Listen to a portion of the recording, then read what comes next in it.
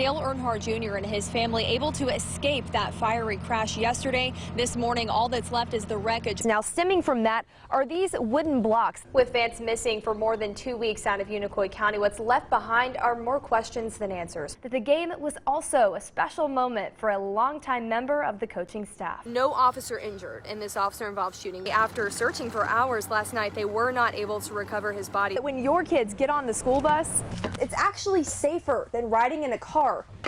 THP checks every bus at least once a year. People are going to start dropping toys into these bins in her memory. Police in Johnson City continuing to investigate a shooting from last night. A 50% chance of rain, 100% chance bunch of Christmas trees are going up that day. Have turned me into a zombie this morning. We've already had some good finds this weekend. I think I'm going to have to leave with this hat. And the Be-A-Light Marketplace really empowers these families to come and pick out these Christmas gifts. What's the goal here? Following an overnight hostage situation where a store clerk at this gas station was held at gunpoint. There are no injuries to report. Thankfully, again, very quick response time by these firefighters here. On the horizon, we want to join Casey Marler and Sydney Kessler live downtown. Tennessee is looking to get the okay to become the first state to receive funding and a lump sum for TennCare. A life-saving drug used to help in the battle against opioids is now becoming more accessible. Having to scrape off my car at, what, 3 a.m.? Save, yeah. We've got a special guest this morning who's going to be one of the first people, or cows rather, to make a donation.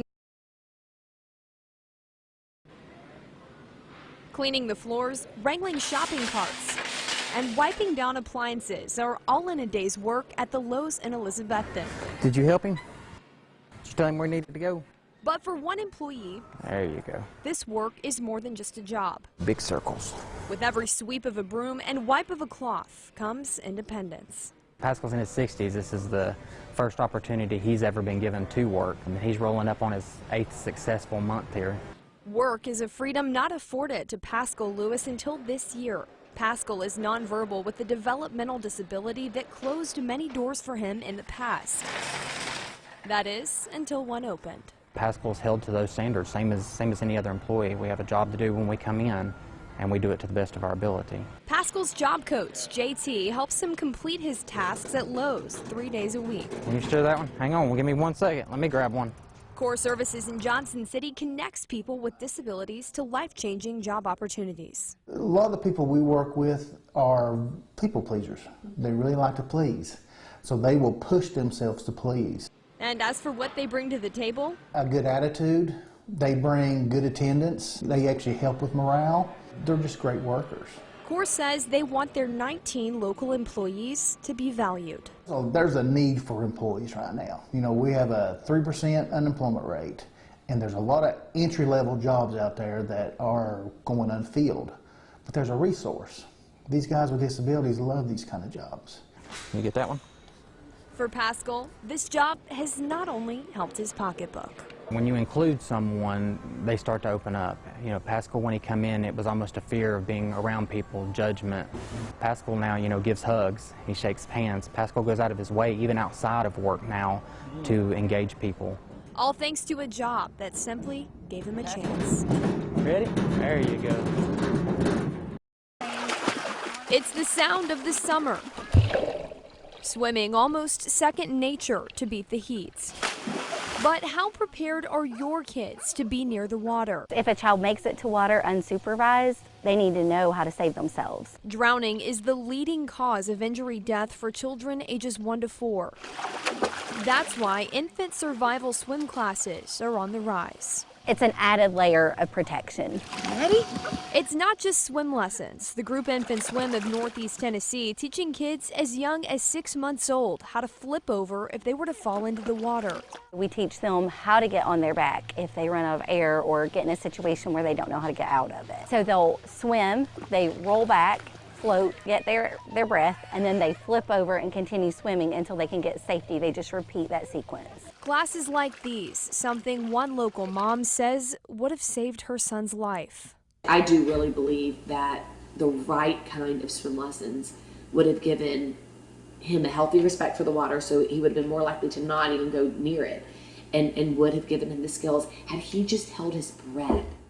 Last year, Levi Hughes drowned in a matter of seconds in a pool. His mom says warning your kids about the water isn't enough. they have to be prepared. We're always around the water, and I wanted to make sure that he felt safe and comfortable. The classes reminding parents that knowing how to swim is the best layer of protection. Good job at it. Much safer, they say, than using a life jacket. You're really creating a very false sense of security. They are going to go vertical, which is the drowning position. They'll go directly to the bottom. You'd hope they never have to use them, but these are skills Infant Swim wants every child to have. I know he would have killed me because he had every intention of killing me that night. Trapped in an abusive relationship, Bobby Trivett didn't know where to turn. In March of last year, she says her fiancé snapped. And he just proceeded to beat me and sling me across the house. He actually picked me up and threw me on the floor. He broke my foot, threw me through a table. With fear that this was the end, what Bobby did next is why she says she's still here today. And he started choking me, and all I could get out of my mouth was Taz. Taz is Bobby's PTSD service dog who, upon the call, answered. He actually bit him in the face to get him off of me, and he pulled the gun from somewhere and then proceeded to shoot Taz 3 times.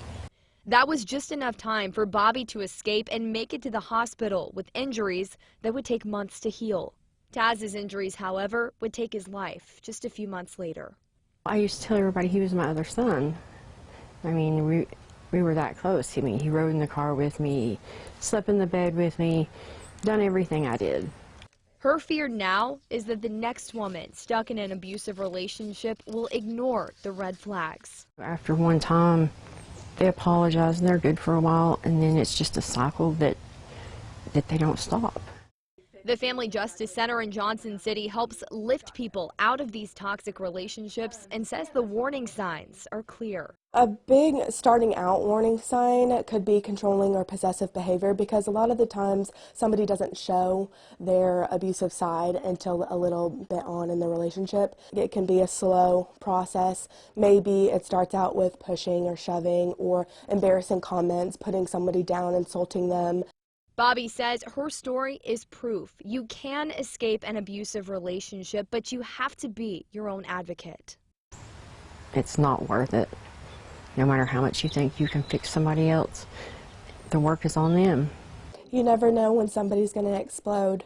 People deserve to feel safe in their relationships, and if they don't, they need to reach out and try and get help.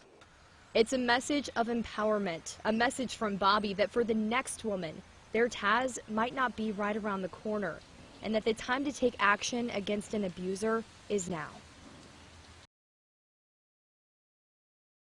Inside the Tri-City's largest jail, those locked up are living in conditions that even the staff admits are dangerous and inhumane. Yeah, this is overcrowded at its max.